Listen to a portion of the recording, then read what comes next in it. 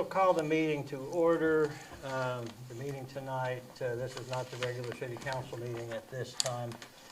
First, we'll start with the public hearing that has been called by resolution and publicized in the paper with regard to 6 properties in Marion.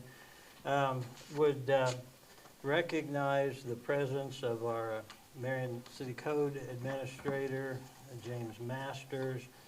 The purpose of the hearing tonight is to determine how we go forward on these properties. The city will determine whether or in fact they are in need of demolishing or repair or in a dangerous structure or not. And then if repair is the route that is chosen, we will talk about how much time is given to get that done. So with that, Mr. Masters, let me first, anything that you wish, instructive that you wish to start with? No, I just hope that I can keep it short enough for everybody that nobody falls asleep. So. Don't want you putting anybody to sleep. The first property on the agenda is 120 South Santa Fe House and Garage that is titled to Scott Fisher. Is Mr. Fisher present, or a representative of Mr. Fisher present? Yes, I am. Okay, Mr. Fisher. Would you want to just come up one row, just sit in the chair right? We'll get you as close at the microphone as we can. And James, would you put that on the corner of that table? Yes. Okay, Mr. Fisher, you received the notification, obviously, from the city. Are you disputing that the property is in need of work, or what is your position? First of all, I have not been notified by the city. I read it in the newspaper, and that's how I got that information. Okay.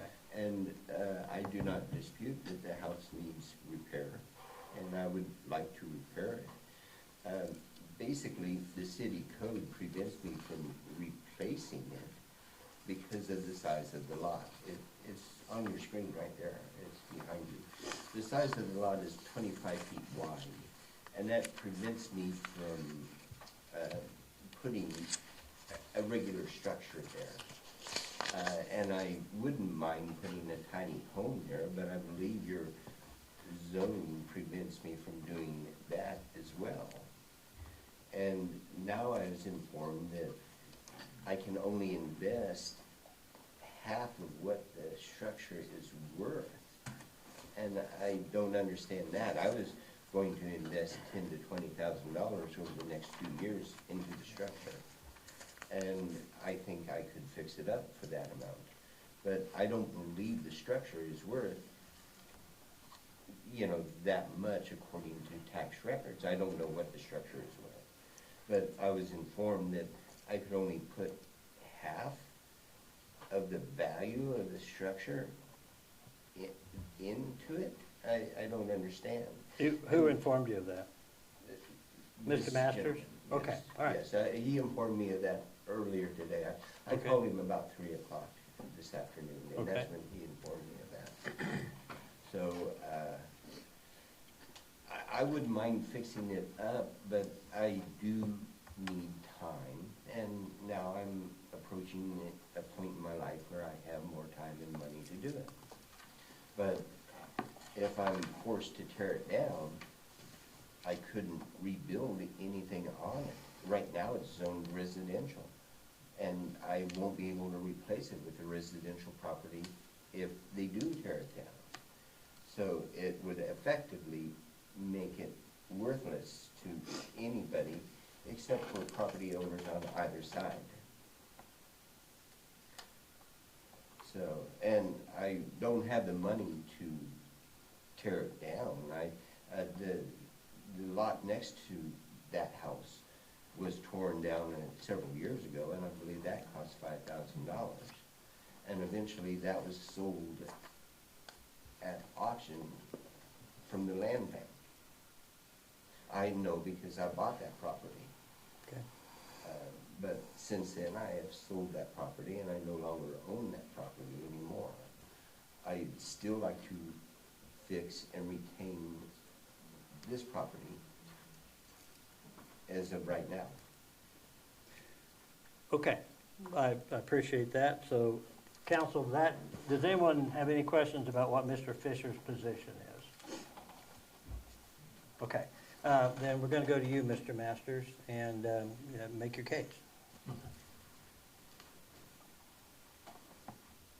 So, 120 West Santa Fe, first came to my attention on June 29th, 2022. And I took and inspected that property. I took photos of it. That's when I noticed the property was in dilapidated and deteriorated, you know, the porch and stuff. There was no foundation underneath the structure, and we'll go to photos here in a little while concerning this here.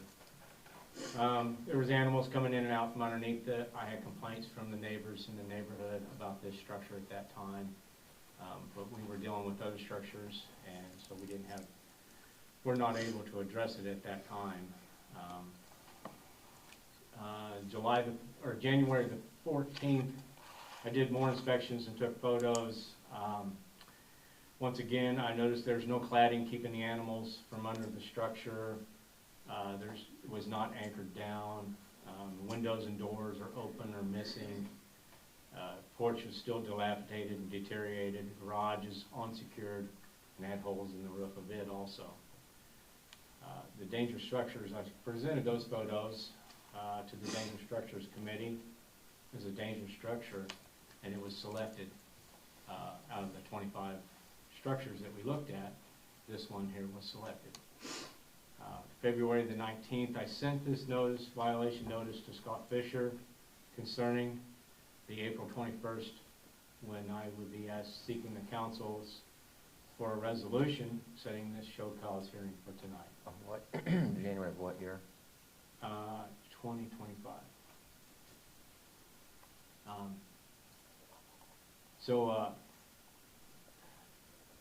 On April the 3rd, I spoke with Scott about this here, and the house was designed as a single family dwelling, and I explained the structure issues that were associated with this here structure, you know, and I kind of explained to him our zoning code, you know, how big a lot needs to be for a single family dwelling to be on it. It's got to be 50 by 100 foot, and this structure here, I don't have the exact, I had the exact measurements, but it's 25 by, I think, 164. It comes to 4,100 square feet, where a 50 by 100 is 5,000 square feet. So it's a little small for a single-family dwelling to be on. And I'll show you some more photos, but this here property lies right on, the house lies right on the property line. And in the photos that we look at, you'll see the Draper's driveway where they drive right along next to the side of this here house and stuff.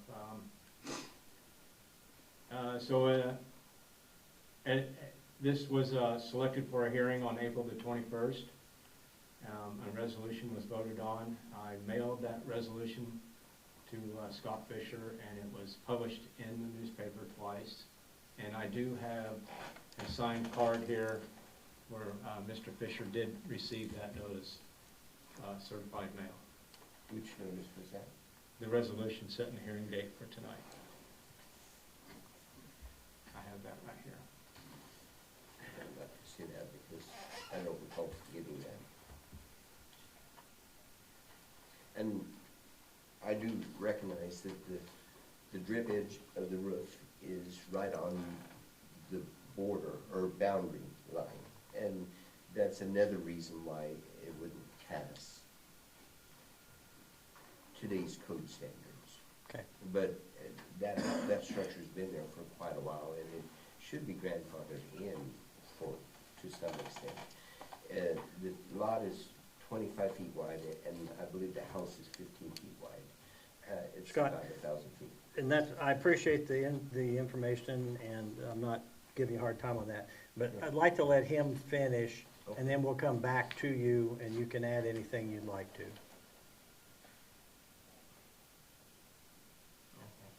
Okay. Mr. Fisher, did you hear that last Yes. part? Okay, we'll definitely come back to you. Yes. Okay.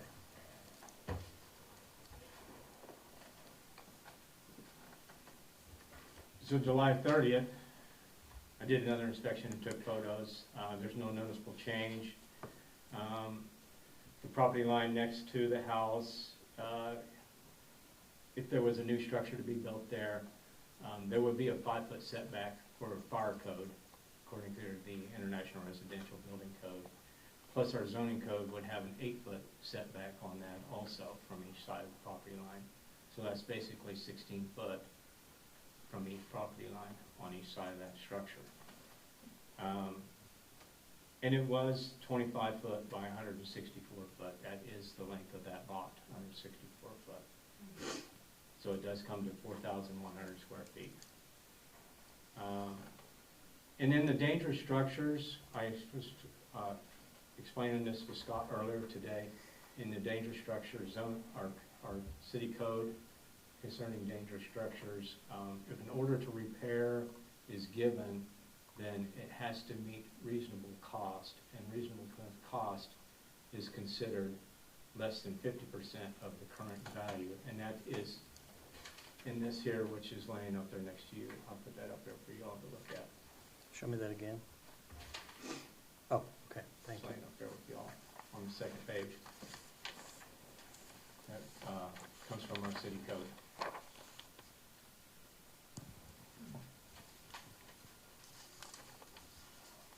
And that 50% is based off the current assessed value by the county.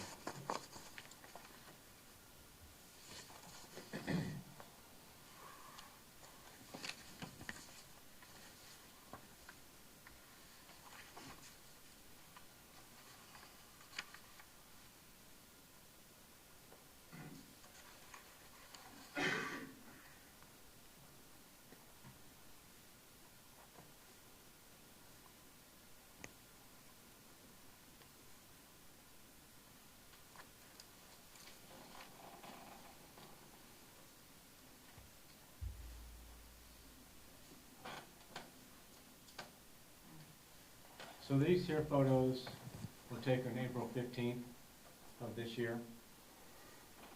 And this is the front of the structure right here that we were talking about. This would be the east side of the structure. And here's the condition of the porch. As you can see, it's rotted away, being blocked up with bricks. There's doors and windows that are open on the structure. The roof is in really bad shape. Shingles are missing off of it in various places on the roof. There's a photo of the front porch. This is the neighbor's driveway right here. As you can see, there's more pieces falling off the front porch.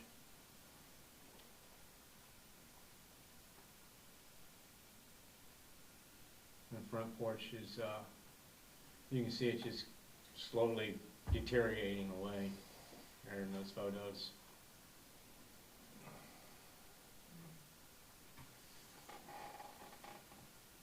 There's the underneath of the house here. Here's some photos of the roof. Let's see, let's go back.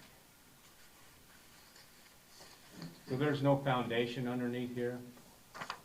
It's just looks like some boards laid on top of the ground right here. Now, there's no way to anchor this structure down.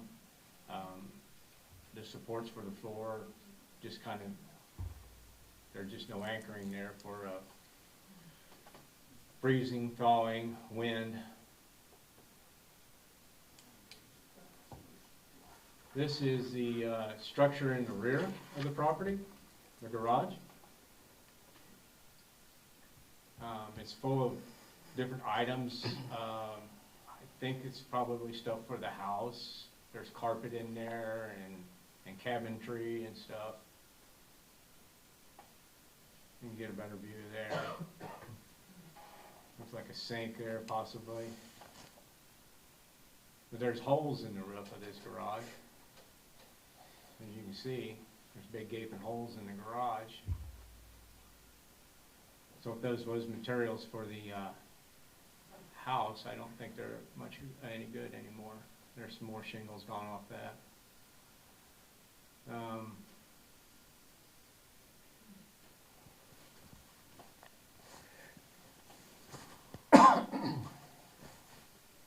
These were taken recently.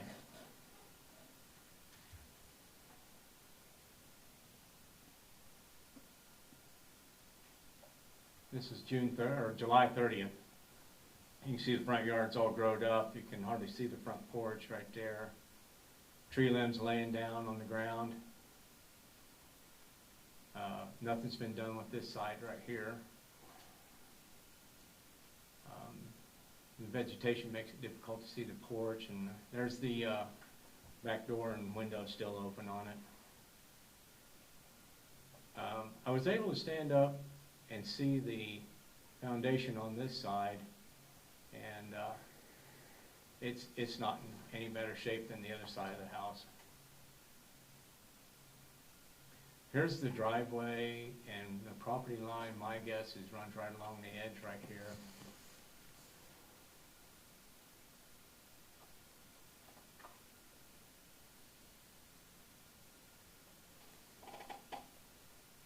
And once again, the garage, the stuff in it. I don't have any more on this here. If you have any questions, I'd be glad to answer any questions. Questions for Mr. Masters? Well, just for a clarification, the gentleman owns a home, Yes. and there's a limit to what he can spend to fix that home up? Do you want to respond to that? It's Explain again. It's a consideration that has to be taken into consideration on an order to repair. Okay, if the council gives an order to repair, they have to consideration the value of what's there and how much it's going to cost to repair that, and that's part of the dangerous structures. So that means he can't spend what he wants fixing it? He could have spent $1 million Yeah, that's what up I'm till saying. now. Yeah. But if we, as we decide whether it makes sense to go forward and allow him to repair versus order to demolish, the city code says that if the cost to repair is more than half the value of the property, then you're not supposed to repair. Am I reading that right? You guys are to consider that. Yeah, I'm sorry, yeah, right. Take that into consideration. And I think it goes to whether it's likely the person really would put that much money into the property. Does that make sense? No, No? no, sir. If the gentleman wants to spend $1 million fixing that home up, who are you to tell him that he can't? I think it goes to, if you've let it get to this state, and now it's a dangerous structure, you have to take into consideration that they already have not put any money into the home to keep it up to code and not be a dangerous structure. And so while we're taking the order to repair or order to demolish into account, we need to say, okay, would 50% of the value of the home get it to not be a dangerous structure? That I understand, but And his so first statement- if he's let it get to the point of being a dangerous structure, what's the likelihood that the individual, and I'm not saying that Mr. Fisher is that person, I'm just saying the individual that you are considering, what's the likelihood that they would spend 50% of the value of the property to fix it up if they've let it get to a point of being a dangerous Now, structure? the gentleman's first statement was that he was not able to, but now he can. He's had years Yeah, to spend I that money. understand that, and I'm sure there was reasons for that. But his first statement when he came in was that he wasn't able to then.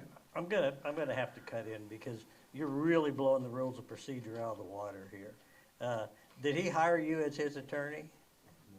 Well, he did pretty I'm good. just trying to clarify. You're doing a for pretty my good own- job. I mean, for my own education, because to me, it just sounds like a tar and feather job. I'm gonna just try one more time to put it in words that make sense to me. See, What's that? bad karma. That's the group working out upstairs, I think. Oh, okay. They're Must have exercising. dropped some weights or something. Yes. We don't get to this point quickly. We only get to this point with properties when they've been neglected for a long time. And you've seen, since he knew that this property was on the list, he hadn't even mowed the lawn. So is it likely that someone is suddenly going to turn around and put money into a property above half of the value of the property itself? That's just something we have to consider. May I say something? Yes, sir. Okay, the yard, the area that looked like it needed mowed was actually my neighbor's yard. I got a concrete retaining wall that, Can we go back to that picture? and as far as the inside of the house, I have demoed everything on the inside. All that grass is not mine. Can you There's go, a concrete retaining wall right where the tree line is. Well, let's go to the front yard, the one Okay. straight on. Now, the branch is there. Now, some of that to the left is not. Your property that is bad. 25 foot wide. Right, from and about it right starts here from there. across. And it goes to the tree line. There's a concrete retaining wall there. Okay, but you don't think However- that where that marker needs to be mowed? All this- For sure, all it this. needs some maintenance, yes. Okay. I mean, there's a little bit of maintenance there, and I will agree with you.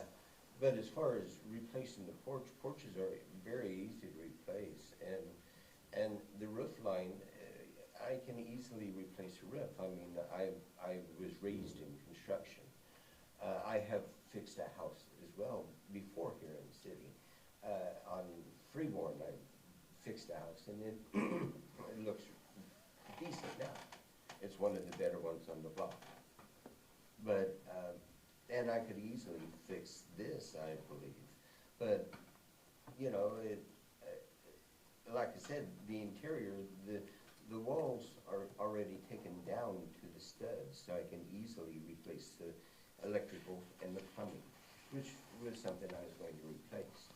Now, the foundation, I agree, there's issues with the foundation. It used to be an old limestone foundation, and that might be my biggest issue, is trying to repair the foundation. And that's where I might need some advice, you know, as far as going forward. But as far as replacing the roof, that's easy. You know, a new roof is not that hard on either the garage or the house. I was going to work on the garage first so I could store material in the garage. Now, I agree that the stuff that's in the garage was damaged, and all of that, or the majority of that is trash, and I can throw that away. But I feel that's something I can fix. The biggest issue in this picture right now, to me, is the tree that's in the front. It should be cut down. And there's another big tree in the back that needs to be cut down. That, you know, there's power lines involved. The neighbor to the left there, the power line to her house is going right over my garage. So it would be hard for me to repair the garage roof with that power line there, because that goes to my neighbor's house. And yes, the doors did fall down off the garage this last winter, and I haven't fixed it yet. But as far as the structure there, I feel I have the ability to fix it, but I can't move the structure because of the code. You know, I knew about the 5 foot, I didn't know about the 8 foot, and I understand that the lot is only 25 feet wide. I would hate to see it demoed, because then I couldn't replace it with anything. Mr. Fisher, so I'm going to summarize what I think your position is, and you tell me if I'm right, okay? You're not denying that at this point in time, this is not a safe structure. You wouldn't move in there tomorrow, would you? No, no. You wouldn't it let your needs work. grandkids play It in needs there? work. Yeah, okay. But you want time to repair it? I would appreciate time to repair. But if you limit it to, I think that structure or the lot might only be valued at $2,000. If I can only put $1,000 into it, there's no way I can. Well, we don't have to do that. We'll talk about that, okay? What's your timeline? I'm sorry, but I think would that have it's to more say of a. 2 years. 2 years from now, it'll take me $10,000 in a year this year, and $10,000 in a year next year. 10,000 would replace the roof very well, probably on both structures. It would get rid of all the trash. It would probably get rid of a lot of the trees that are overgrown on the property. Can you go back to the foundation picture, please? Because the trees and the porch and the roof are the least of my concerns on this thing. There. And $10,000, I mean, zoom back out a little bit, James. You can see, I mean, one, the boards, but also the siding of the house, right? I mean, everything in there is waving. Right. Your ability, I mean, to put a new foundation under that home, you're gonna have to jack it up. Right. Probably jack it high enough because you can't move it anywhere else. So you're talking about jacking it up and putting a new foundation under it and then setting the house back down on it. That's neither a cheap or fast fix. I tend to agree. And in my mind, that is priority number one, because that's what's making this house the most unsafe, is that, quite honestly, at any given point, the whole thing could fall in because it's not sitting on a foundation. Correct. And so when we think about neighbors being there or whatever it is, right, and if the house falls and hurts somebody, that's where my mind is right now, is I don't want an individual to be hurt, and I want to work with you, but the roof is the least of my concerns. It's that foundation, and I don't think the $10,000 is going to touch putting a new foundation under it. Well, again, it depends upon how much I have to replace as far as the existing foundation that was there. Because Looks like all of it to me. It's limestone. It was limestone and. Don't you have another picture of that foundation? I do. I have to get next to that one this year. Yes, one on the east side as well, I believe. Is this it? Yeah, okay. I'll say something about that foundation is, in order to do that foundation, you'll have to get the neighbors okay to trespass on their property just to do any digging. I mean, an excavation right there, 30 inches, you have to be 30 inches below grade for a proper foundation. And that way, that would be the building code that we would inspect it to. 30 inches. Yes, 30 inches. And that would be all the foundation on both sides. That would be below grade. Yes, yes, sir, below grade. Okay. That's something I can look into. I would have to go under the house and see what it looks like. I've been under the house before. That's, you know, I've done that work as well. However, I would want to put new floor joists in the bottom of it as well, because they're only 8-inch floor joists. I'd like to put in probably 16-inch floor joists. Mr. Fisher, my concern, you know, if you want to spend $30,000 on that place, I mean, why should I care? I mean, Right. you spend as much money as you want to spend. And my concern is the timeline you're giving us, because I think that's an unsafe structure. I think it's dangerous, and if I don't know if your neighbors have young children, but if they do, that concerns me. Because you know kids, they get everywhere. Right. If you were saying a timeline that was a little more reasonable, I might let you, you know, kind of put your money where your mouth is.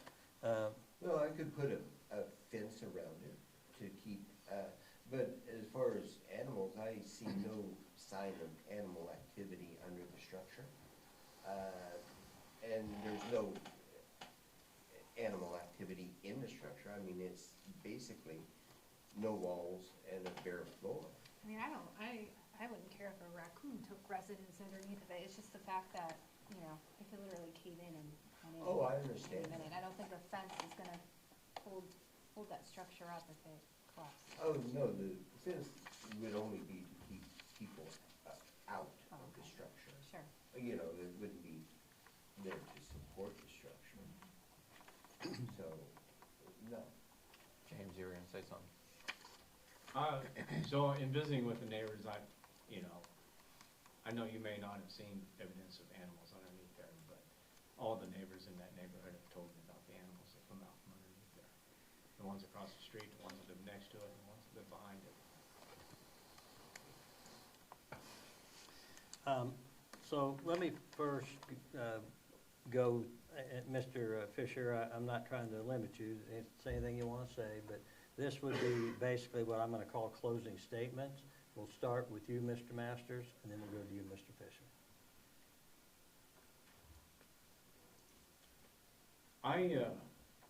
Been looking at this structure since August 8th of 2022, and I've written grass violations on this property. I've spoken to the neighbors many a times over these 3 years and stuff, and you know,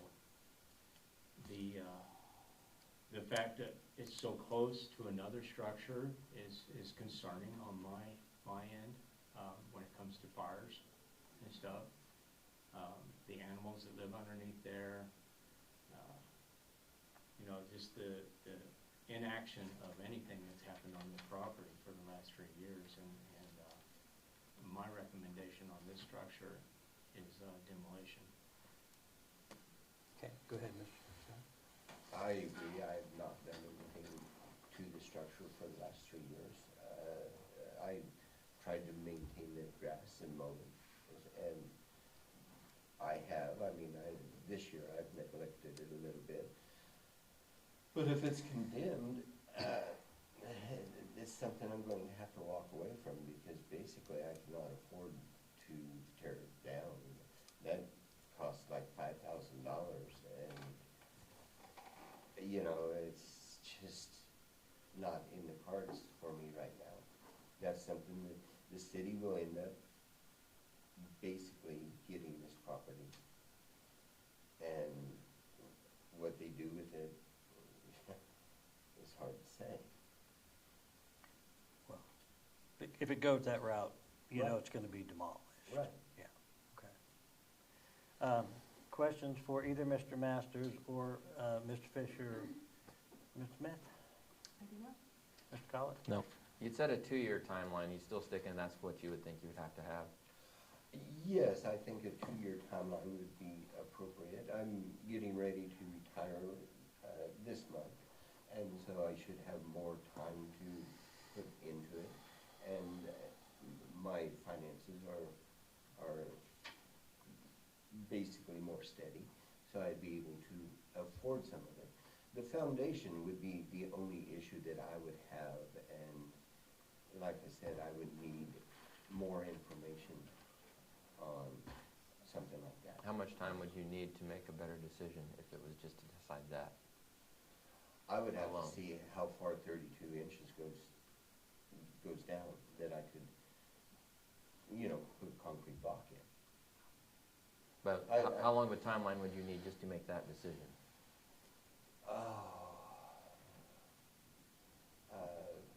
Probably by the end of September.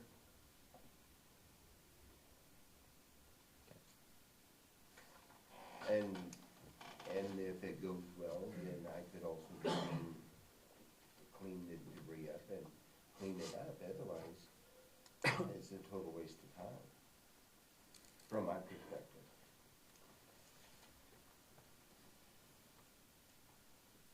Is that it, Yes, sir? I'm Okay. done. Well, first, we'll note that Mr. Fisher does appear in response to the notice. And I think, and feel free, if I'm wrong, you tell me I'm wrong, okay? But as the structure stands now, I think you've agreed that it would be considered dangerous. Correct, I totally agree with you. 100%. Okay.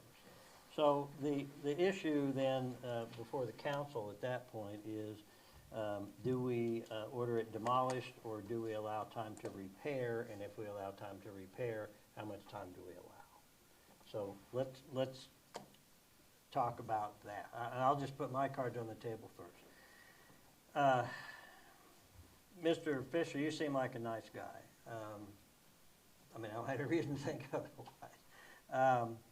But you've really let this deteriorate to a bad situation.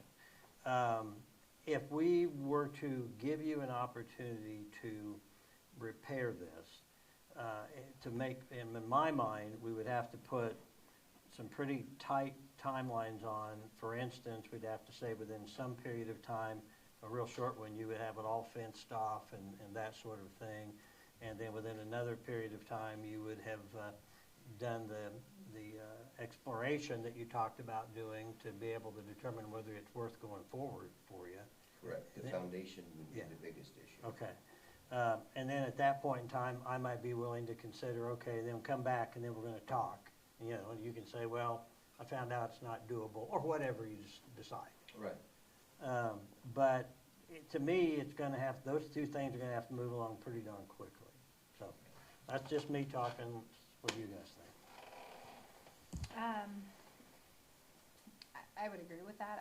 I think if you could come back fairly quickly in the next few weeks with a response, and let us know. But to be honest, I feel like I would vote to demolish it just because of the cost, and again, the timeline.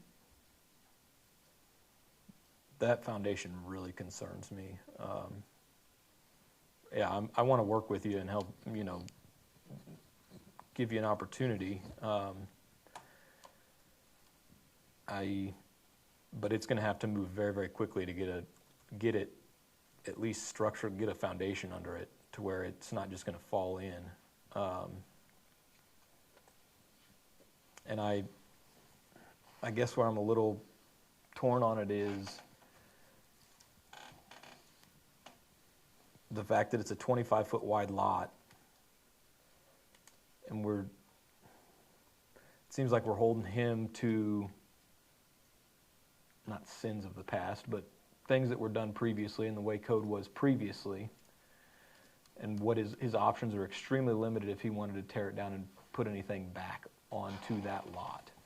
Essentially, it's zero. You have to get variance from zone, the BZA. I agree with what you said. What I'm saying is I don't, like, it doesn't seem right to tell him to tear the structure down and then now he can't put anything back on that lot because, oh, sorry, you bought a lot that was 25 feet wide and, There Okay. used to be more property with it. There used to be more property to the east that Mr. Fisher owned, but he sold it to the neighbor there. So it shrunk it up to 25 foot. Mr. Boxer. Yeah, I would say, you know, I'm very concerned that you'd even be able to get this completed within the cost range of what you're thinking about. It'd be very expensive, in my opinion, to get this up to a state of code. But I'm also very concerned, you know, if, like Zach said, with the size of the lot and your ability to do anything else with it, to limit you on that. And, you know, I don't really know what the other options, any other options would be if it does come to the point of demolishing it, if you still want to retain the lot and utilize it for something else. So, but I think if, you know, I would be up for looking at a shorter time period to explore more so you could get a better answer for us to move forward on. So that's where I would be. I'm going to make a motion just to get us started, and we'll see where we go with this. I'm going to make a motion that the council agree to give Mr. Fisher time to repair, but that the requirements that go with that would be that he has it adequately fenced, and I'm talking snow fence, something like that, that, you know, kids can't go under and that sort of thing. Just the whole property. The whole thing is dangerous, that the whole property be fenced within 2 weeks, and that we set this for our second meeting in September for Mr. Fisher to let us know his conclusions with regard to the foundation. Is there a second to that? I would second that. Would a variance be something that's possible? Because I would love to build maybe a tiny home on this. But the 8-foot rule on both sides would be a little hard for me to go by, because that would only leave me a 9-foot house. Why don't we do this? If my motion passes,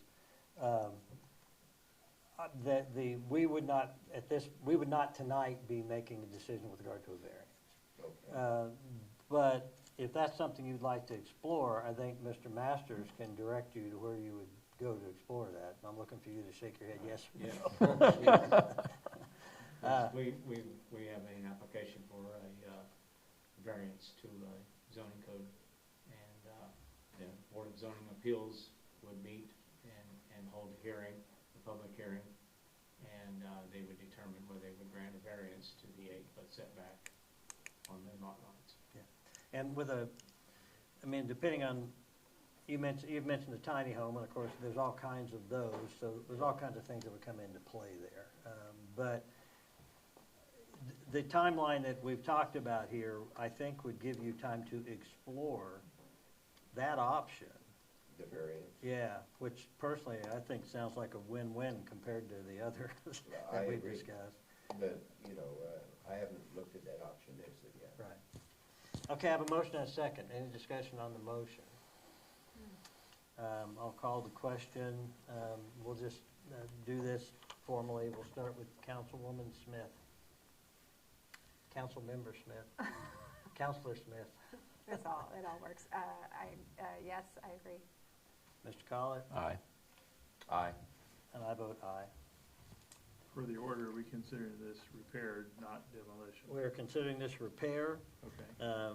with 2 weeks to get it fenced, and we will set this on that, our second September meeting will be the third Monday in September. 22nd. 22nd? 22nd. Yep. Okay. Third Monday? Uh-huh.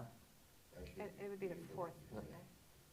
No, it's the Wouldn't it? 15th. We meet the first and third. First and third. Oh, 1st and 3rd, I'm sorry. Yeah. You've been showing up all I- these times. I just show up.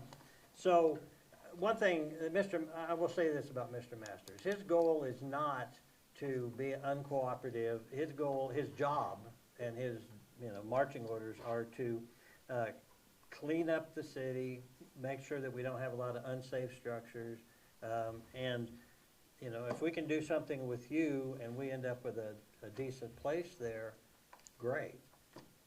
Gosh, I think you're dreaming if you think you're gonna fix that place up, but, That's what they said about the house on Freeborn. okay, And it looks decent now. okay. What's that address, do you know? Road 9 North Freeborn is the house I fixed up. Okay. Well, nothing motivates people more than somebody saying they can't do something, so that, I don't believe they can. fair enough. But don't give up on the idea of, go ahead and talk and we'll steer you around, and if you want to explore, you can still explore the one and still be planning on doing the other. No, actually, if I could get a variance, that would be high on my agenda, because, there are major issues with this house.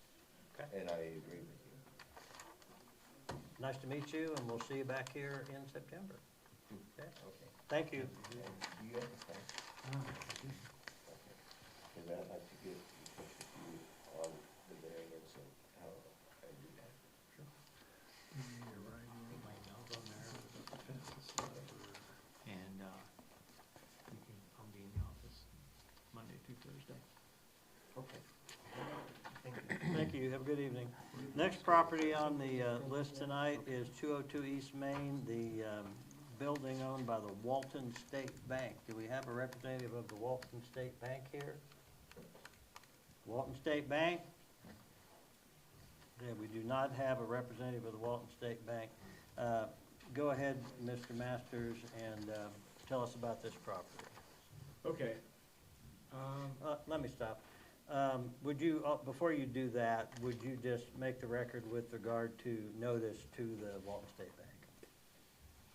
say that again? Okay, I slipped into court talk.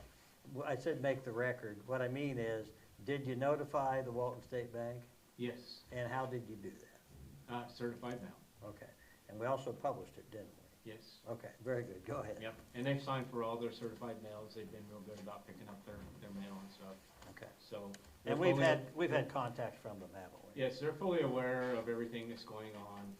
Okay, so currently, we have the street blocked off and the alleyway and the neighboring property, this being Second Street and Main being out here, this being the building. There's parking along the edge of the building. We have this blocked off, we have the alley blocked off, and we have this area here on private property also blocked off. So that's where it is currently. I started noticing this building and taking photos of it on August the 8th of 2022. All right, it was something that caught my eye from City Hall, and I just thought it'd be something better to keep an eye on. More recently, I've seen movement in the building, okay? Let's see, these here. This is showing where we have it barricaded off around the building and stuff here. And the 2 parking spaces right there. These are my most recent photos right here.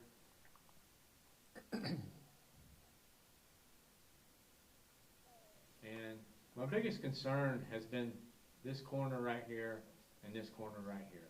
And I've just been keeping an eye on them, and I see more and more movement and more mortar missing on this corner right here.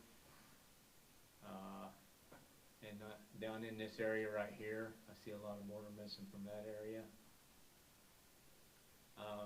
This is recently, this is July 30th, a month before that piece of glass wasn't laying there. As you can see, that window pane that finally fell out of there, out of the window right there. You can see some of the stones that are inside the corner have come down from inside, right there. This is the east side of the building. The shadows, it was really difficult, but you can see the deterioration in the rock right there. The limestone's deteriorating.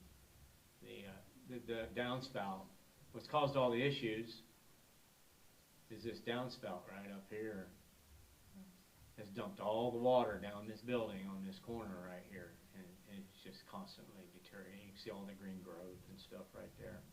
Versus this side's fared a little better because the downspout goes all the way down and water does make it down.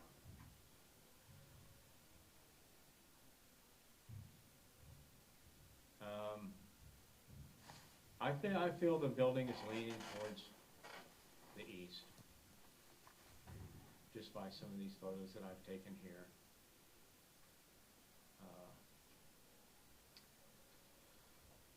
I want to show you real quick. So this was taken August the 8th, 2022. As you can see up here in the top, all the mortar's pretty much still there, including the mortar down in this area down here. I mean, you can see the blackness of the other algae and growth and stuff.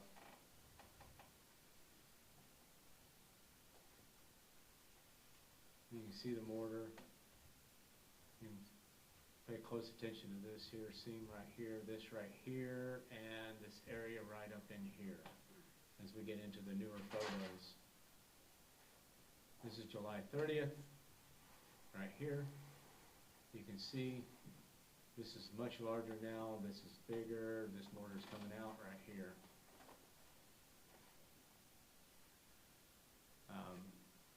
This window pane is in the alley now. This was July 10th right here. I posted this one, no occupancy.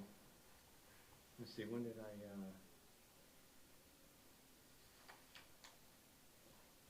I posted it July 10th, no occupancy, just based on the movement of, I I've seen in looking back at my past photos and stuff. I've sent that to the bank also, and they know, you know, no occupancy, nobody's supposed to be in the back of that building, and what have you, unless they're there to do repairs or work on it.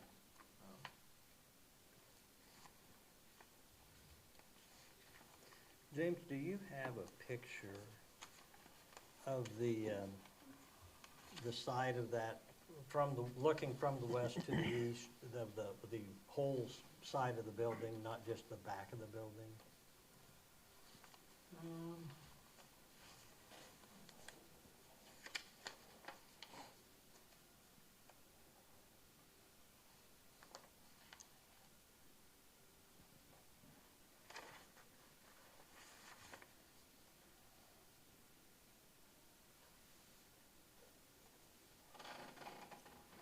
These were taken April the 15th here. Even still, there was more mortar up in this here area, and that their seam wasn't quite as big. And you can see the bulge in the corner around this here photo, Okay. and you can see a bulge on this here corner also. There's the back of the building.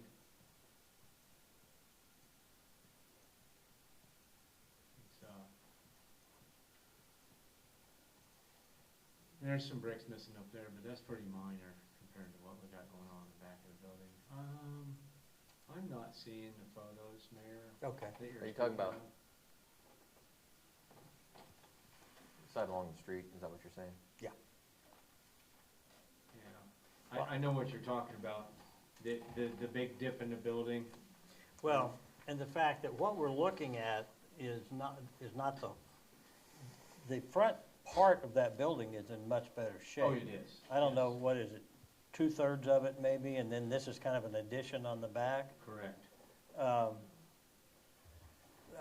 So that, I mean, that's just something to talk about as we go forward. I just want to throw that out. I thought maybe you would have had one there, because it's pretty striking how much better condition the front, I'm going to say 2/3, appears to be compared to that back third. Yes.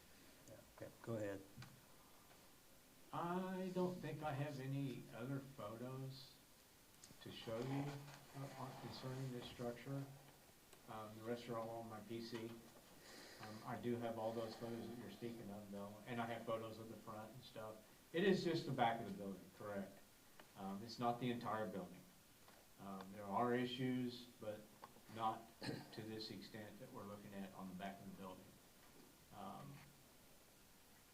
Along with this here, you know, I give my recommendation to order, as the council sees fit on this here. But along with your order, I ask that you would also order an asbestos survey to be done. And that if there is any asbestos, that it be removed. And the sooner the better on that order. In the entire building or just in the portion that you're? Just in the portion on the back. If there was demolition on this, could just the back third of that be demolished without disrupting the front 2/3, or is it? I believe so.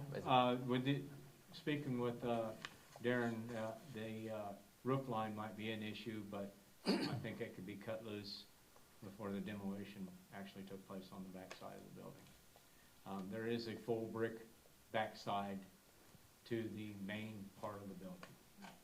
And then this stone structure was added to it at a later time. Was there any contact from them with any intentions of doing anything to this? They want to turn this building over to somebody else. That's the impression I have.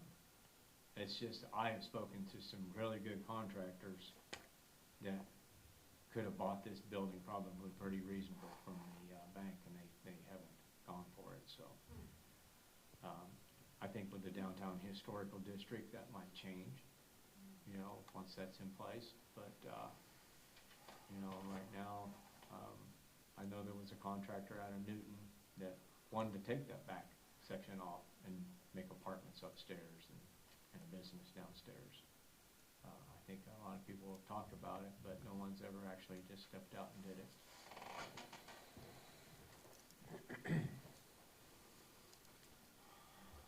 Questions for Mr. Masters?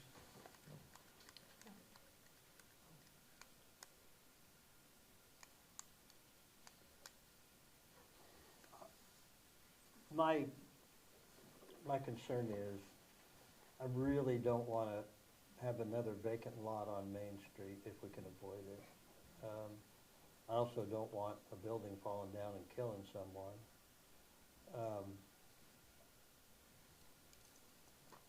This isn't the whole building, though. No, it's not. Right. But if we, okay, is your recommendation only with regard to the back portion of the building? Yes. Okay, sorry, I thought it was toward the whole building, maybe I didn't read it closely. No.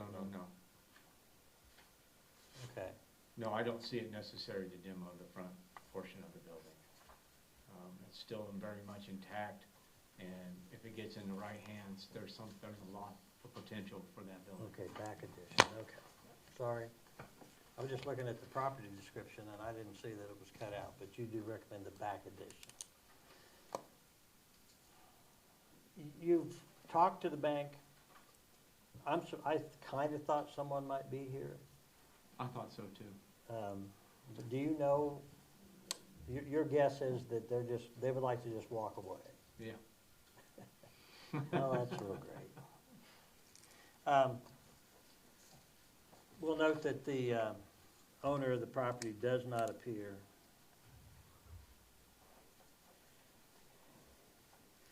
Are you gonna accept any other comments? I'm sorry? Will you accept some other comments? I have some I'd like to. Yes, please, please, Okay. please, please. The reason Mr. Masters wants the asbestos survey is because if the back portion of that building falls down without one, the state will treat it like has asbestos in it, at which time the cost to remove and remediate that will be much higher. And if it falls on the city, then it's on our budget to do that. So hence the reason he's asked for the asbestos survey to clear that part, hopefully, or for them to remediate it prior to such collapse, which is in their best interest and ultimately ours if we end up being responsible for it.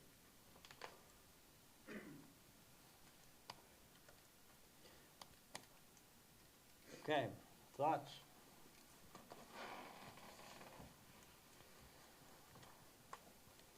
I'd be in favor of demolition and having the asbestos inspection first.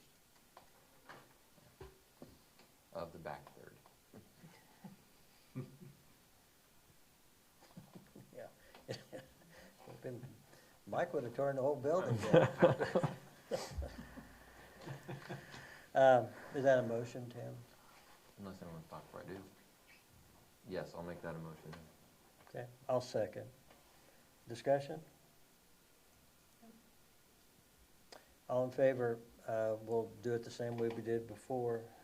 Ms. Smith? Aye. Mr. Collett? Aye. I vote aye. Aye. Aye. Unanimous. The order would be that the identified portion of the building be demolished, but prior to doing so, that an asbestos survey be commissioned and conducted, and that if asbestos is found, it be removed. Everyone okay with that? That would be the order, right? By when? Give me a timeline, I don't have a clue. I'd say 30 days. 30 days? Yeah, we can say 30 days, and if they need 32, we can always go on with that. So, okay, 30 days? Everybody okay with 30 days? Yes. So next, what is this? Today's the 4th of August. Okay. The 34th. 4th of September then? Yes. Okay, thank you. I'll be back.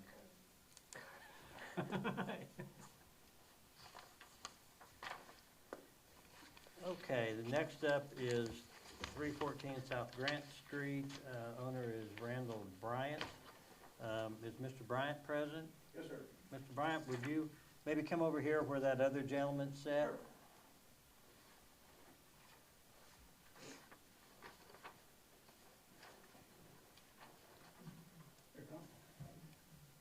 Sure. Good evening to you, sir. Before we have you go through it, James, I just want to ask Mr. Bryant, do you dispute the allegation that it's in disrepair and may be a dangerous structure? No, I don't. Okay. Well, then go ahead, James, and make your presentation, and then we'll go back to Mr. Bryant and talk about where we go from here. Does that work for you? Sure. Okay.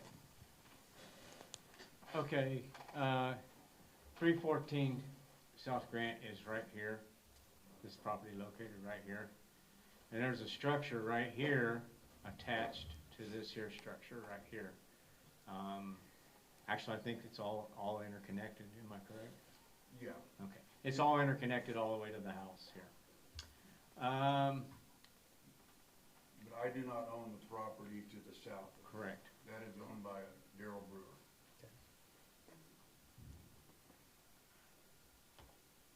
So, these photos here was taken April the 15th of 2025. And this here being the property line, this being Daryl Brewer's shop, and this being Mr. Bryant's garage right here. Okay. And as you can see the holes in the roof up here. And then here you can see that the roof has collapsed into the garage. And here you can see where the rafters are hanging down and stuff. I've met with Mr. Bryant. All the notices have been sent out. Mr. Bryant has signed for all his notices, been very good about that. He came and we met, and we have gone down and looked at this here structure. And Mr. Bryant proposed to me of having the roof demoed off there and put a new roof back on. I've looked at the cinder block walls, and they look substantially in good condition, that a new structure could be put back on that, and he could have a garage again. Mr. Bryant has secured a demolition permit and a building permit, which he paid for today. So they're active at this time.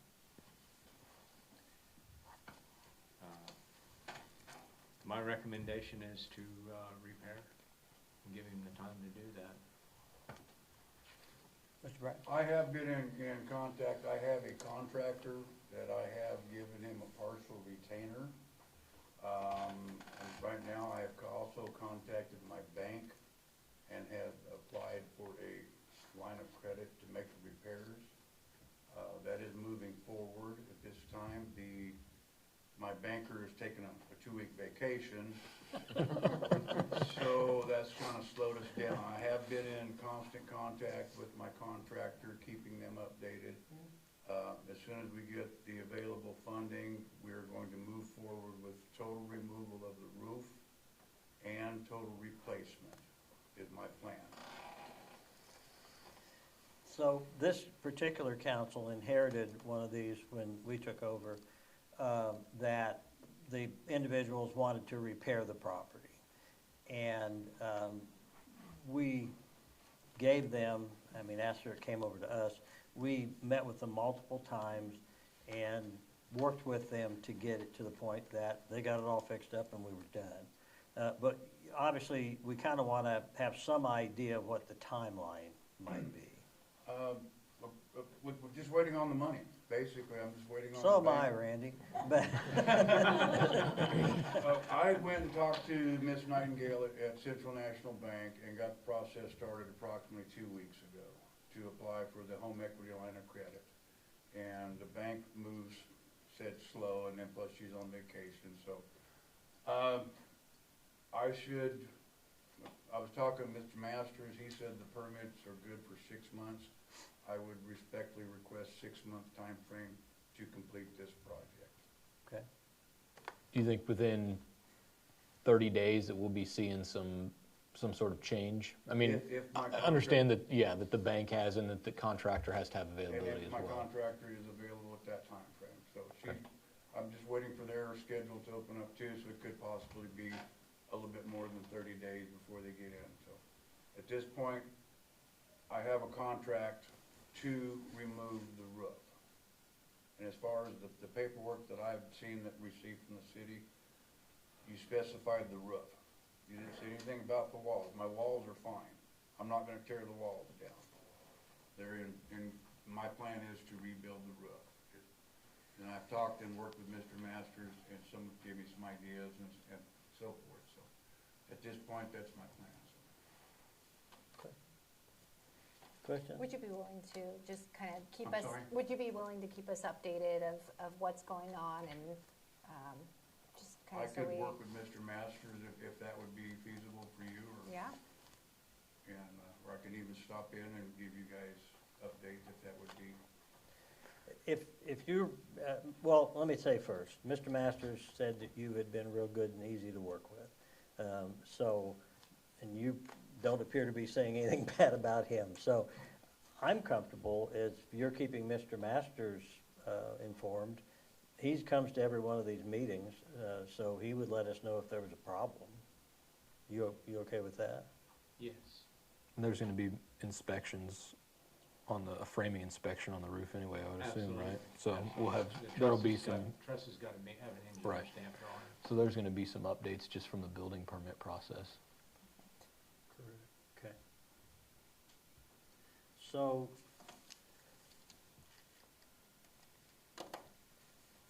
basically, what we'd be doing if we reviewed this in 6 months, and I just started with September because it's unlikely he's gonna have much of the money he needs to get this rolling until a couple of weeks from now. We'd be looking at setting this in the February, one of the February meetings.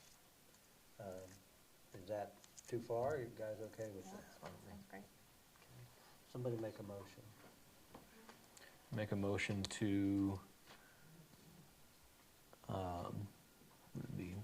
Order repair. Order repair on the structure at, on the roof at 314 Grant Street for council review at the first meeting in February 2026.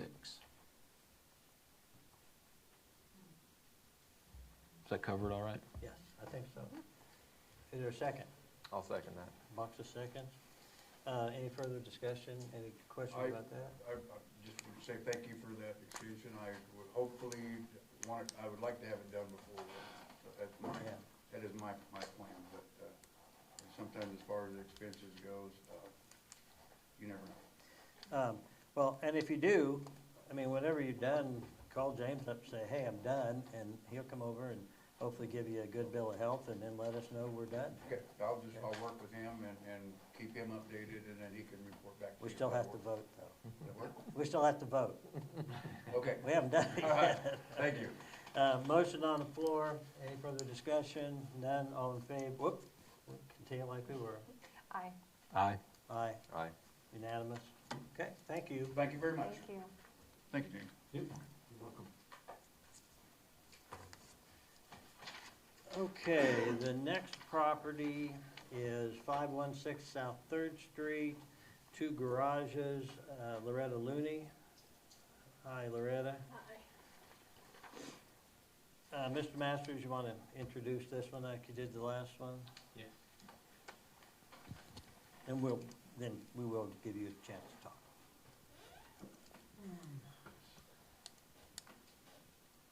Okay, so 516 South Third Street, there are 2 garages and a shed on this property that are dangerous structures. And they are owned by Loretta G. Looney. I did an inspection on January 16th, 2025. And I'll just go through these here. Okay, so this property, I see, Yeah. Are you all familiar where this property is? Yes. Okay, this is South Third Street, down wide, the new duplexes, and this is the daycare facility down there in the yard right here. I'm standing actually in the alleyway right here between the duplexes and the daycare. We have two structures here in the backyard, a smaller shed and a garage right here. The smaller shed has holes in the roof's falling in.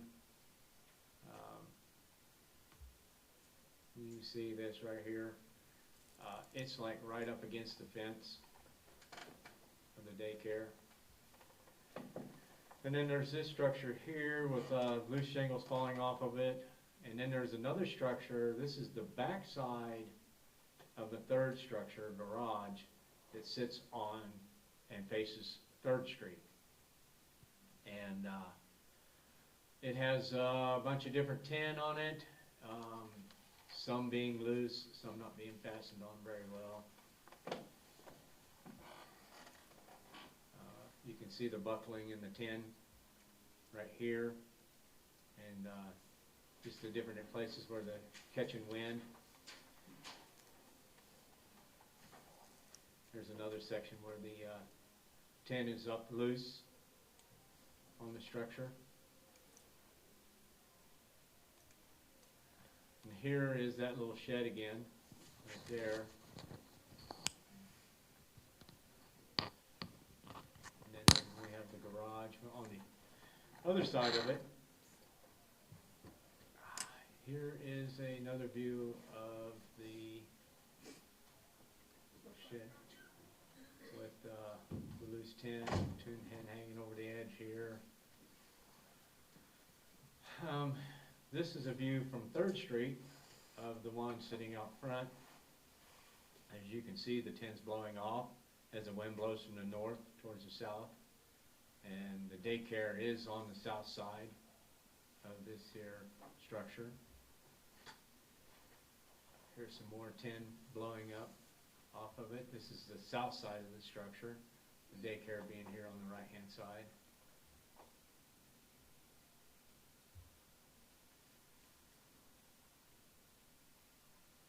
Okay, that was, what day was that? That was April the 15th. Recently, I did another inspection of this structure.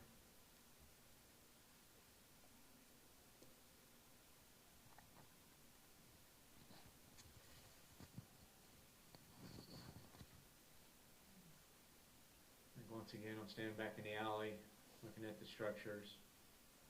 There's the little shed. It looks like the roof is falling in a little further on it. There's the garage, no changes to it. There's that shed. Garage. This time, more of the tin has blowed up from the north side, and this was just taken recently here. July 30th. And you can see that tin's blowing up, and I have a lot of concerns with the daycare being right on the other side of this structure right here.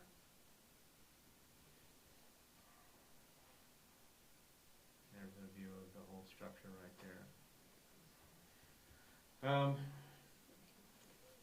Miss Looney has picked up some of her notices, and some of them she hasn't, but she's here tonight, so I feel like that's a plus. I talked to Miss Looney this morning, and she has plans to demolish the 2 garages and the shed.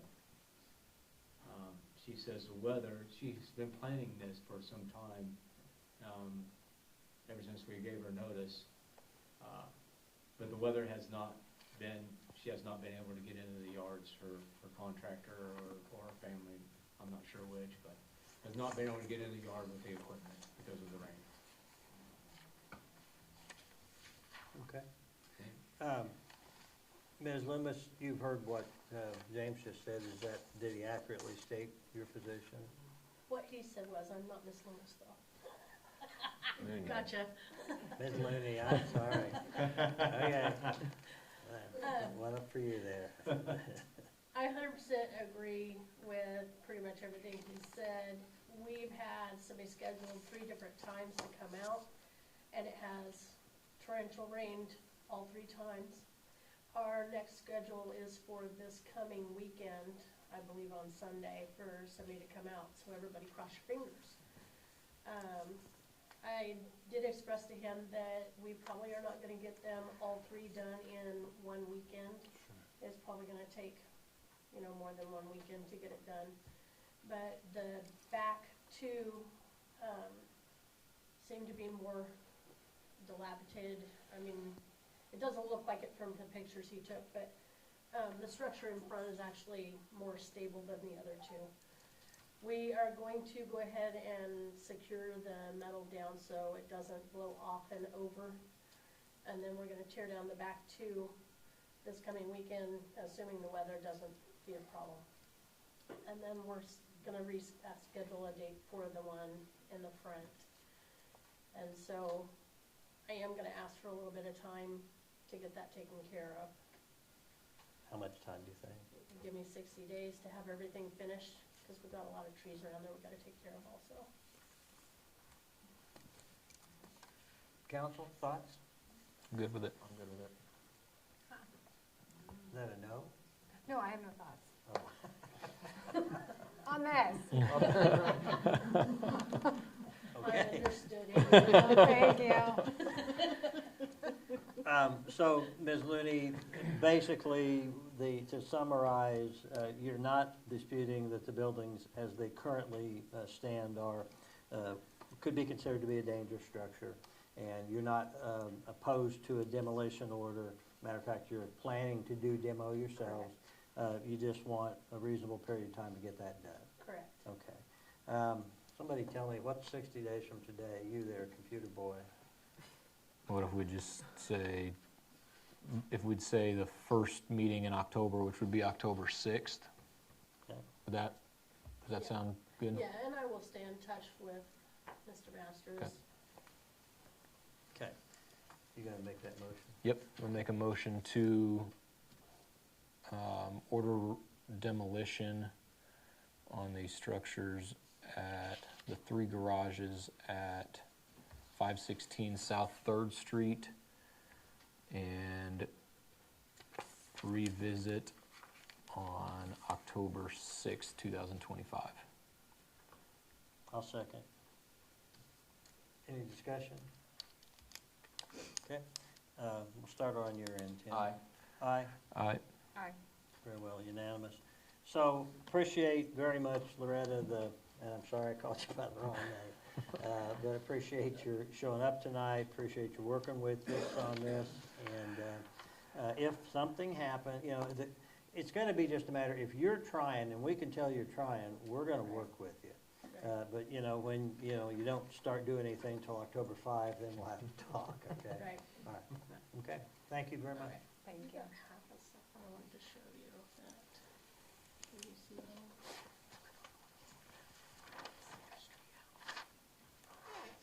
Next property is 529 South Roosevelt. Floyd and Laura Myers Sr. and Floyd Myers Jr. Seniors here. Seniors here, okay. You're, I think, sitting fine where you are. I'm James, pretty sure. would Real sorry to talk. would you move the mic over that way? James, go ahead and introduce us, please. 529 South Roosevelt is a garage and a porch. And I first encountered this structure, I'll show you the location here first, where we're talking about. It's down by the hospital in South Roosevelt. This is the hospital property right here, and this is 529 South Roosevelt.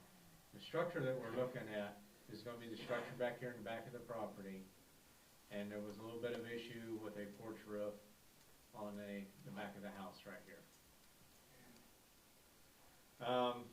started seeing this structure July 27th of 2022. And at the time I took photos, the garage had holes in the roof. There certainly appeared their moisture was getting inside. On January 22nd of this year, I took more photos.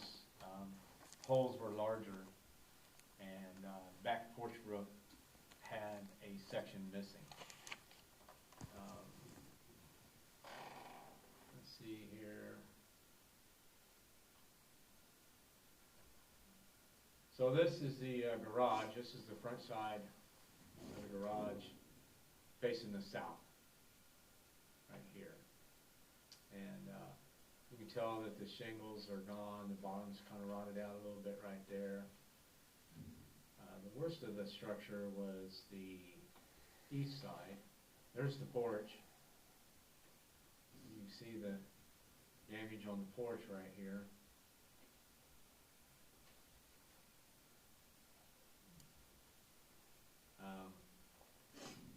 Since then, this is April the 16th.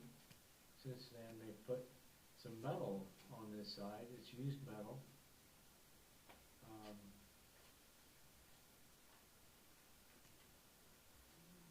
I don't know how well it's fastened down.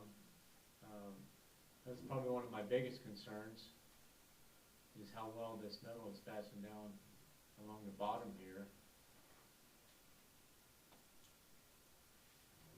Like you can see there's holes in it, in this metal. You can see a screw every now and then holding it down.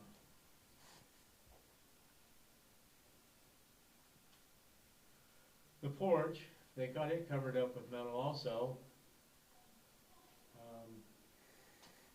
But there's a little section over here where the hole was, and I'm kind of concerned about the fastening of the metal right there, like there's no wood underneath it. Here's the damage done on the east side of the structure.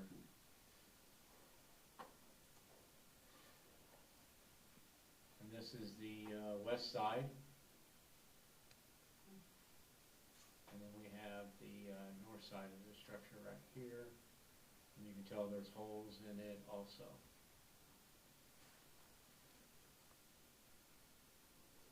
You can see this piece of tin right here.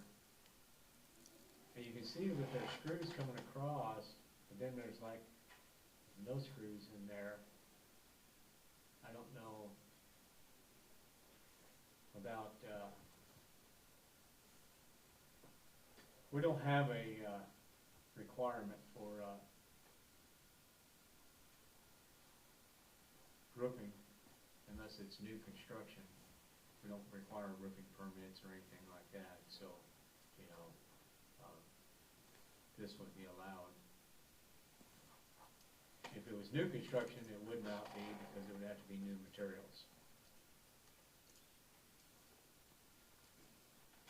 Currently, this is the structure now. Took this July 31st of this year. They have put metal on there. Once again, I have concerns about the fastening of it back in here and here in that area.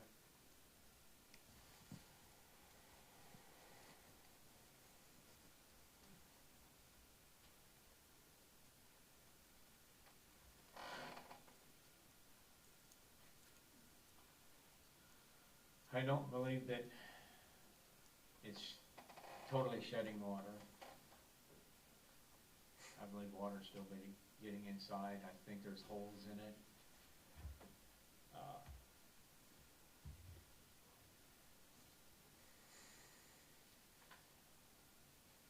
I believe that it needs a better ridge cap put on it than what's up there now to hold this stuff down, to seal it up better. If you're going to use metal roofing, at least the holes need to be caulked in, you know. But without roofing permit, you know, there's no way I can enforce them to use new materials on this. So, That- that's all I have. Okay. Unless if you have any questions. Anyone have questions of James at this time? Okay. Mr. Myers, Yes. you want to speak to what he As far said? as the cock-and screws or wolf screws, metal screws with a silver washer. I might have missed some, I'm an old animal handicapped in parts. But I think I did a fairly good job. As far as the roof cap, what he says, I don't think it's all down. Say that again? The roof cap, Yeah. Oh, you're not done I yet? don't No, think we're I not got it done all. yet. Okay. No. I seen it there, I don't think I got it all secured.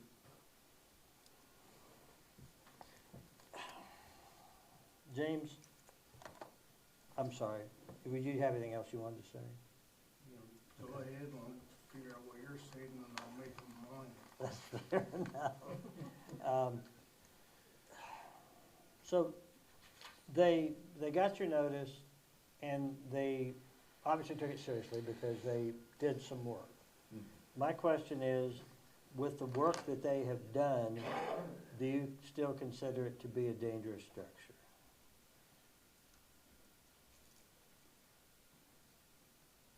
If the tent's fastened down properly, no. Done several more on sugar ground. Uh-huh. I've Right, done I mean, we understand, and like you said, we are not done, the fact, you know, we still need to do the angles and whatnot. And we were actually going to seal it anyways, because in case we did miss screw holes, because it is used tin. That's the reason why the boards are still up on the roof, is because it gives him, my son, me, whoever, places for footholds.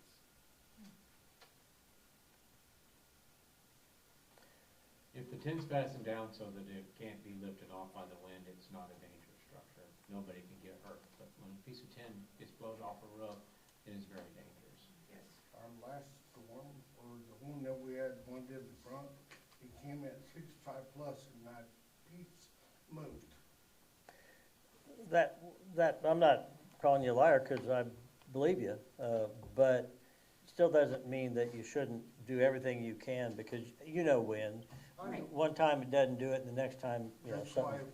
all it was when he first came by, he put it up there and shot down the top and the bottom, maybe a ridge in the middle. We were getting pretty overheated, so we came back the next time and did the rest of the screws in the top. And throughout, where else we, you know, to make sure it's fastened down. I mean, tornadoes come through this state, but they also come through Oklahoma, and that's where he's from. Really? Yes. I would never have guessed. You know, I've met people from Kansas, I've met people from Kansas that root for him. Oh, So, you I are mean, correct, you are So, I correct. mean, so, Can't help they're the good team. That's true. James, I'm wondering if we should continue the hearing on this matter. I mean, I get, because for us to give a repair order, we have to find that it's a dangerous structure, and at this point, we're not really sure. Why couldn't we continue the hearing on this for a period of time that you and these folks agree to? I can tell you right now, with the roof right now, I've already broke through 2 transmissions whenever we do it, and there is no rain or any debris coming down. no. That, Actually, it's pretty dry inside. But, I mean, I'm just saying, I you appreciate. go by what you know. I appreciate that, but he's code enforcement, and if you can invite him over, say, look, we're done, it's all good, and if he agrees that, yeah, and now, then that'll be that. On the other hand, if he says, well, no, you didn't hook this, you didn't do anything there and there, then hopefully you would say, oh, okay, we'll do that. I think that's probably what you would do. But he is the one you have to please. You okay with that? Sure. Okay. Timeline, 30 days? I prefer 60 because not knowing what the weather's going to be like. I don't have a problem with 60. Do you have a problem with 60? No, I don't. Okay. That and with everybody's work schedule. I think we've concluded that we're going to consider October 6th to be 60 days. I'll move that we continue the hearing on 529 South Roosevelt to October 6th, 2025. And in the meantime, these folks will work with James. Do we also want to address the trailer that's untagged?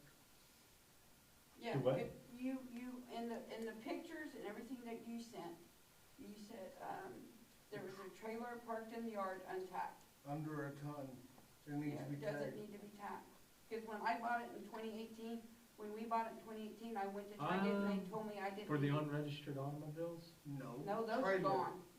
You had trailer. I think I wrote the trailer up for the stuff that was on the trailer. Well, it's not been the moved and trailer taken itself. care of, Well, you because know it that stuff- said But tagged it's all, also.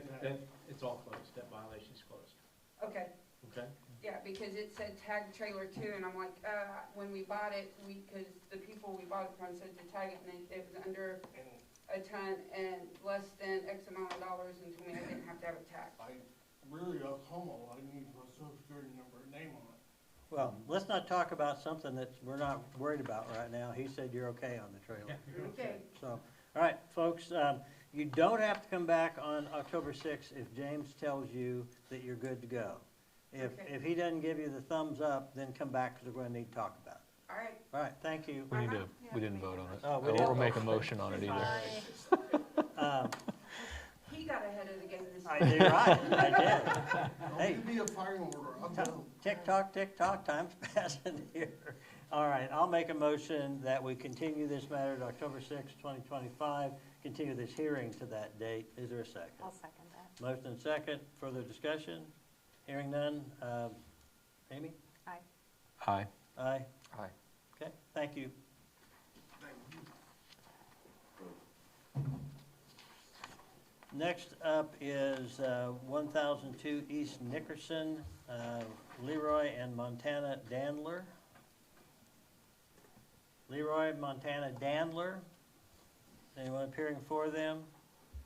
Okay, we'll go to you, James. Okay, I first noticed this structure July 11th, 2022. I took inspections and photos of it. This is 1022, or 10002 East Nickerson, right here. And the structure we're looking at tonight sits back here by the alley. Okay, I did my inspection at that time, and there was holes in the roof, and I think I was actually probably there for a grass violation. And so, but I made note of the structure at that time. Since that time, we've continually mowed this lawn. Not one time have I seen the mow this lawn. This structure sits here. It's open. It has a hole in the roof.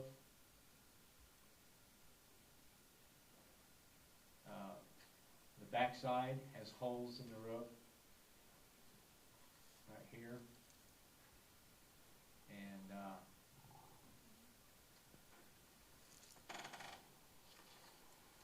this, without anybody being there at this structure, it just makes a dangerous situation for children or criminal activity. And it has holes in the roof too, so it's just rotting out. Here's some recent photos of it.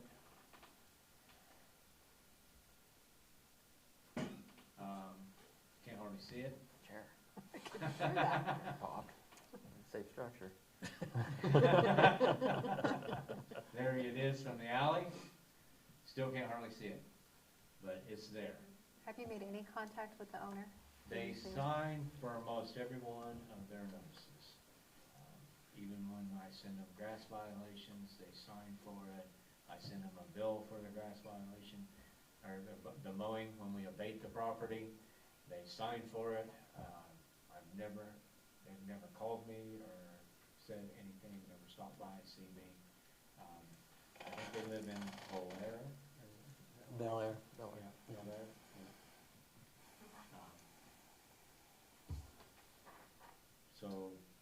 that's all I have on this here. Do you have any questions? I'm assuming, since you only mentioned the shed, the house must be okay? Yeah, the house is secured. There's no obvious issues with the house. There is a garage there too. There's no obvious issues with the garage either, you know. It's just this shed out back. Anyone have questions of James? Would note that no one appears on behalf of the owners of this property. I do have a One quick, question I have is, do you have a recommendation? Yeah, demolition in 30 days. I do have a quick question, actually. Go ahead. Obviously, they don't live in the house with the address in Bel Air, but is there anybody living in the house on the property? No. Okay. It's been vacant the whole time. Okay.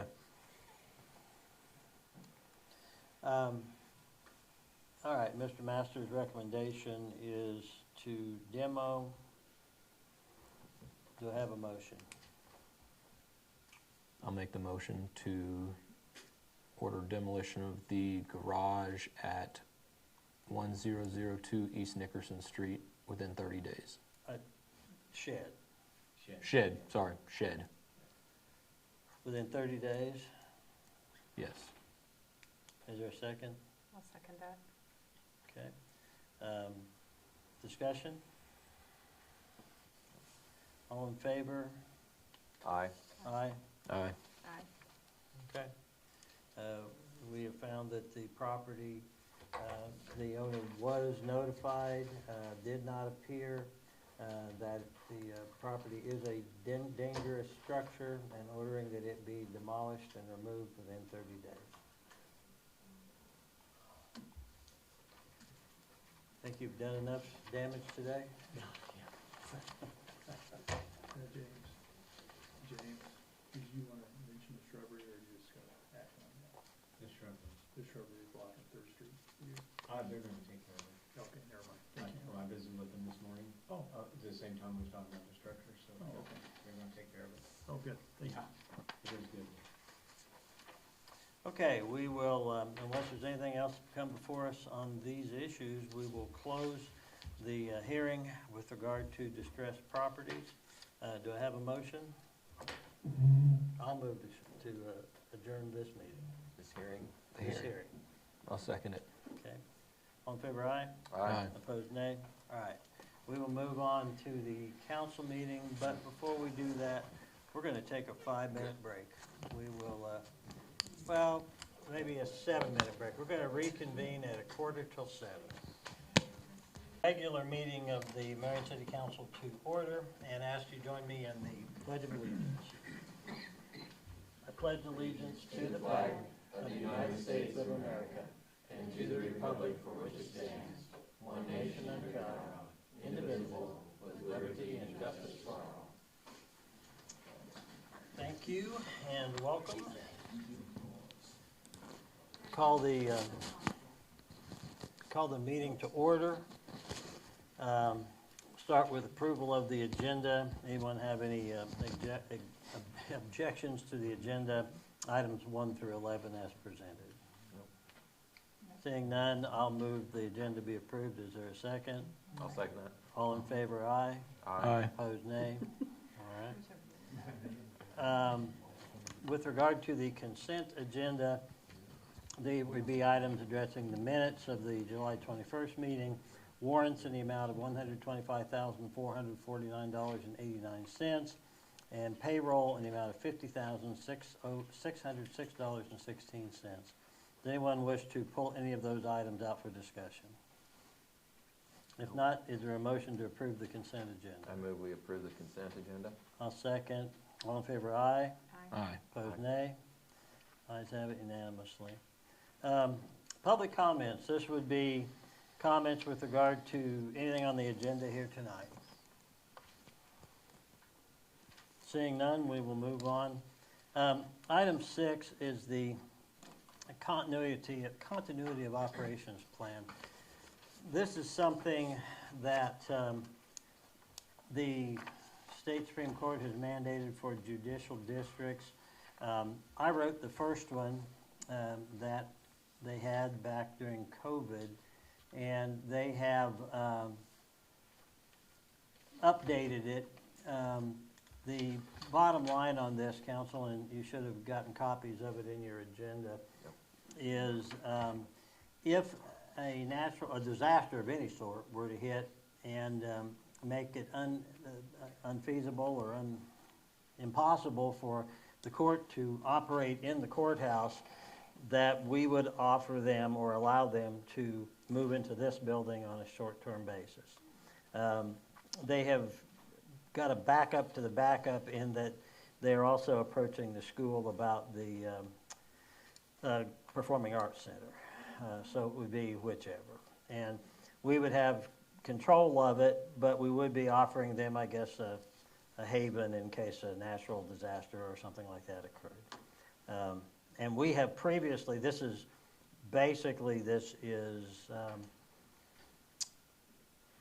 just updating an agreement we already have that was done back when I was still a judge. But we certainly could change our minds if we wish. Anyone have any issues or questions? And this is for a period of 5 more years? That's what it said in it. Okay, then yes. Okay. Confirming that, so we know. Terms of this agreement shall be 5 years from the effective date. Okay. I honestly don't think there was an end date on the first one.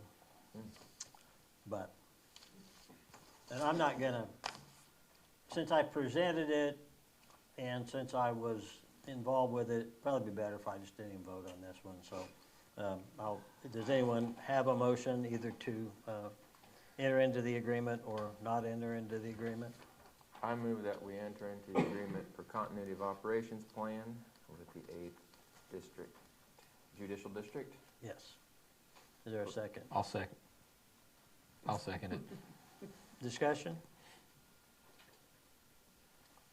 All in favor? We're gonna, again, we'll just stick with the roll call. Amy? Right? Aye. Aye. Okay. I'll abstain. And with that, there is a memorandum of understanding that needs to be approved. And Zach, I'm going to ask you as Vice Mayor to sign that.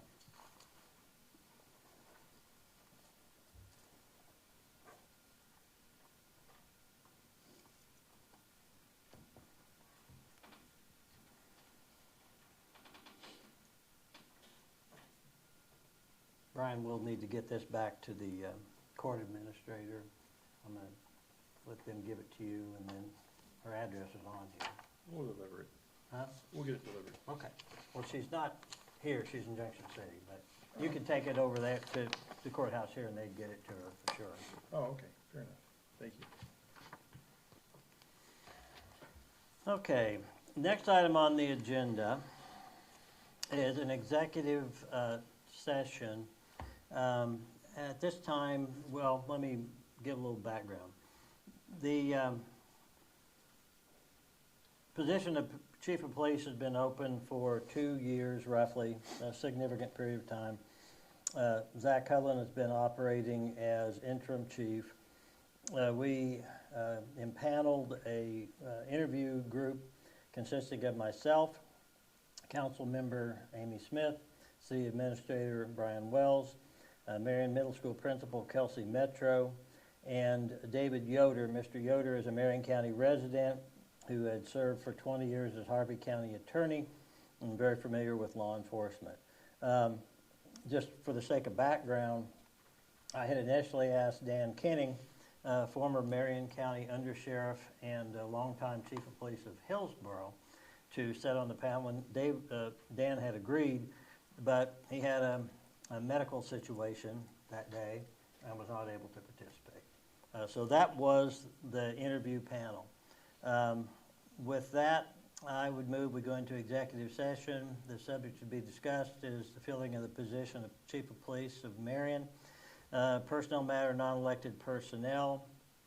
I'm going to request that the city clerk, that the city administrator both be allowed to remain in the meeting with us, and further that Kevin Burkholder be allowed to join by phone. And if we need to take that particular part out of this and go back to it separately, somebody wants to do that, I'm fine with that. Would be for a period of 20 minutes, starting at 6:55. So we got a couple minutes here yet before we would start. That's my motion. Is there a second? I'll second. Any discussion? So you're saying we get back at 7:15 then? That's correct. Yeah. Yeah. That I'm just making it so we're clear on that. And it always takes a little bit of time for people to get out of here too. So we would return at 7:15. All in favor, aye. Aye. Opposed, nay. Unanimous. Okay, folks, we'll reconvene at 7:15. Okay. Good. We'll come out of executive session and return to regular session. No action having been taken in the executive session. Would note that council member Burkholder is now present with us by phone. Kevin, would you say something so I know you're still there? Yes, I am still here. Okay. Oh, okay. All right, Kevin, you're now mic'd up. Okay, thank you. So with regard to the chief of police position, having done the interview as indicated previously and discussed it with the council, at this point in time, I'm going to exercise my authority as mayor and place before the council for appointment my recommendation of Officer Aaron Slater. I will be glad to stand for questions or accept a motion.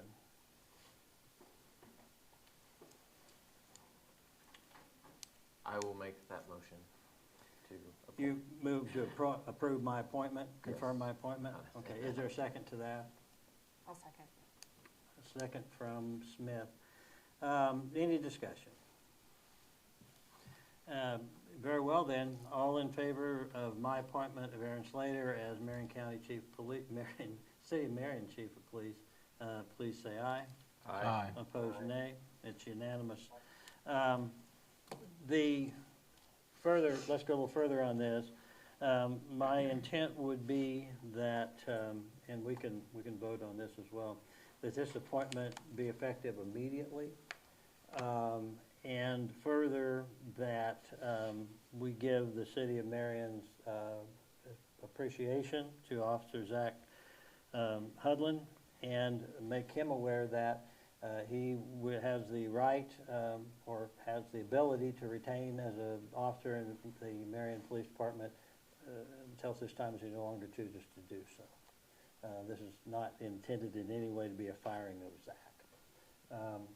Any questions about any of that? Okay.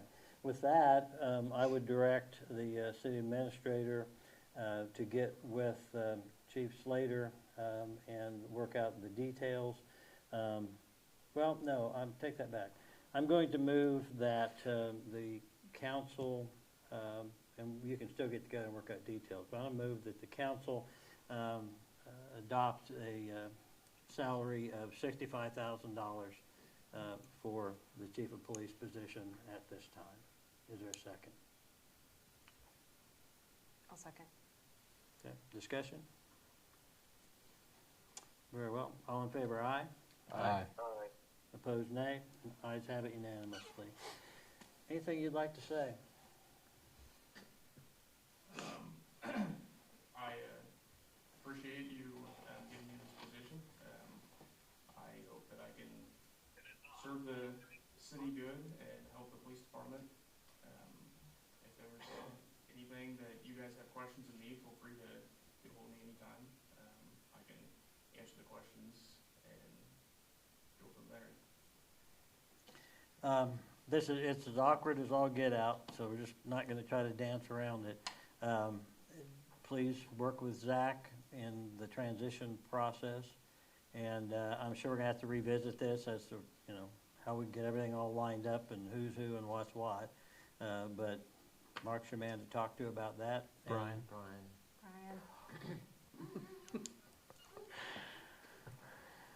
just take me away now. Brian is your guy to talk to about that, and we appreciate your being willing to step up. All right. I will move on then to the next item, which is public forum. Anyone wish to speak to the council on a matter of any sort? No takers? Very well. Department reports. Margot. Art in the park. It's been a long night. Thank you. I think, James, you've had more than your amount of time here. I guess we'll go to you, Aaron, on police. Anything you guys going on other than a lot of turmoil? Right now, we have nothing, unless Zach knows of something that I don't, have anything to share. Okay. Janet? No. Brian? Yes, I visited with our librarian today, Janet Melner? Marler, thank you. And they had a consultant there talking about the windows that need some assistance. I discussed, there's 6 windows in various shades of disrepair that could allow moisture. One of the glass is actually out of the frame. And so I worked with her to work with the consultant to maybe get some kind of plastic installed on the outside of the building to try to avoid moisture coming into the building. And then she is going to, as we discussed, go for the Everhart grant process to try to get those replaced. She has 2 bids. The lower bid is just under $14,200 to do that. And it will be designed consistent with the current building in the other windows. So it'll aesthetically fit in with that. So she's going to do the grant. I will review it, and it's due at the end of the month, so we'll turn that in. If that doesn't pan out by the end of October or November, then we would have to look at another option for us to do so. But I think we can get the windows covered at a semi-decent price under the spending limit that I have, and I think it behooves us to do that and move forward there. That's what I've got for today. Any questions? No question? Okay. Kevin, I assume you'll speak up if you got a question? Yep, no, I'm good, thank you. Amy? I don't have anything. Zach? I got a couple things. I want to just again to thank Zach for his time as the interim police chief. Greatly appreciate that. One thing I've been thinking about, and I saw some of the bins around town, and it pinged my memory. In other cities that I've lived in, and it normally hasn't been an issue here in town because most of us get our trash picked up back in the alley, but with the recycling now being picked up from the curb, should we look at putting together an ordinance so that we don't just end up with recycling bins at the curb 7 days a week on the streets? So typically, I don't know, right? It can be put out if what day does recycling get picked up? Every other Wednesday? Well, Friday. it's a matter of who you ask. Okay, well, Because I've been told Wednesday and Friday. let's say it's Wednesday. You can put it out Tuesday evening after some time, and then it has to be back off the curb by Wednesday evening, or, just so that you don't end up with bins along the curb, and then if the wind picks up, they're not blowing down the street. And it was just a thought I had. The only question I have is there a reason why we're addressing that to the recycling bins, but not to just trash cans in general? We could do it for both, just that the vast majority of our trash gets picked up in the alleys, and I don't see that really being an issue in the alley. All the trash in my block, my part of town, gets picked up from the front yard. Yeah, so it's you guys and Elm Street, I think, are the only ones that get picked up from the street. Did not realize that. Okay. There may be a few others that I'm missing, but I think That that's was more special than I thought it Yeah, was. that's right. Okay. Well, do you want to have Brian contact the other Brian and Yeah, maybe see if we just can see. check and find an ordinance along that Something that line we would- can play with? We can do that. Yeah, wouldn't hurt anything. And then, I think that's all I had. Sorry. Only thing I had was just, I know there's been a question with regard to the publication of the fact that we had an opening in our city police chief. So I did check as to where this was publicized. It was put on the League of Municipalities website and wherever they put their notices. The Ransom and Company website, as well as the Marion website. The League and Ransom and Company and the Marion website have traditionally been, I'm told, what we have advertised on. The other one would have been the Kansas Peace Officers Association. I don't know that it was placed there because of some confusion, but I will say this. Very impressive interviews the other night. And anyone who thought that Marion settled and that the new police chief is just the least bad is absolutely wrong. This individual got their position based upon our impression of him and the presentation he made. And I will say that both of those young men gave great presentations. Go ahead. I don't have anything. Okay. Do I have a motion to adjourn? I move we adjourn this meeting. Is there a second? A second. All in favor, aye. Aye. Opposed, nay. We are adjourned.